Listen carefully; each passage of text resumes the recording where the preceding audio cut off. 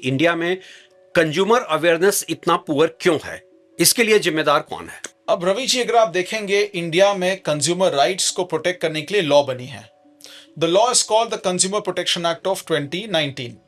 इसके पहले consumer protection act of 1986 था, और उसके पहले तो आपकी स्टैंडर्ड रेगुलर सिविल लॉ थी, जिसके तहत अगर आपके प्रोडक्ट में कोई डिफेक्ट है या सर्विस में कोई डेफिशिएंसी है तो आपको सिविल कोर्ट में सूट फाइल करना होता था, जो अक्सर एक मनी सूट होता और सालों साल चलता। इश्यूज फ्रेम होते, एडजॉर्नमेंट्स होते। तो कंज्यूमर प्रोटेक्शन एक्ट अगर आप देखें तो इस कानून का उद्देश्य था लोगों के लिए एक एक्सपेडिशियस कंज्यूमर केस का adjudication process to bring in place. लेकिन अगर आप देखें, आज देश में कंज्यूमर कोर्ट्स हैं, इन कंज्यूमर कोर्ट्स में पेंडेंसी काफी हैवी है। एंड जो मेरा जैसे I have appeared in consumer cases in Bombay, and मैं देखता हूँ अक्सर कंज्यूमर्स अलग अलग कम्युनिटी से हो सकते हैं, अलग अलग रीजन से, अलग अलग एथनिसिटी, यो क्या कहते हैं, कम्युनिटीज के हो सकते हैं।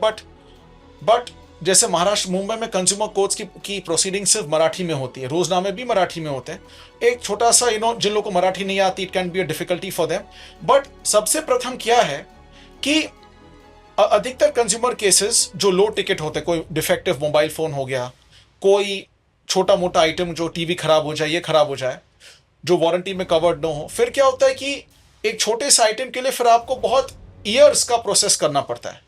आज भी कंज्यूमर कोर्ट्स एक एक्सपेडिशियस डिसीजन मेकिंग प्रोसेस नहीं है, क्योंकि वहां पे भी आपको पहले कंप्लेंट फाइल करनी पड़ती है, फिर रिप्लाई होता है, फिर आप एविडेंस एफिडेविट डालिए, फिर शायद एक लिमिटेड क्रॉस एग्जामिनेशन होता है, फिर आर्ग्यूमेंट्स एंड देन जजमेंट। तो अक्सर इन केसेस में, इवन रूटीन मैटर्स में टाइम काफी लग जाता है। तो मेरा मानना है कि कंज्यूमर लॉ है, but again consumer law, again it requires a trained lawyer to study it and interpret it.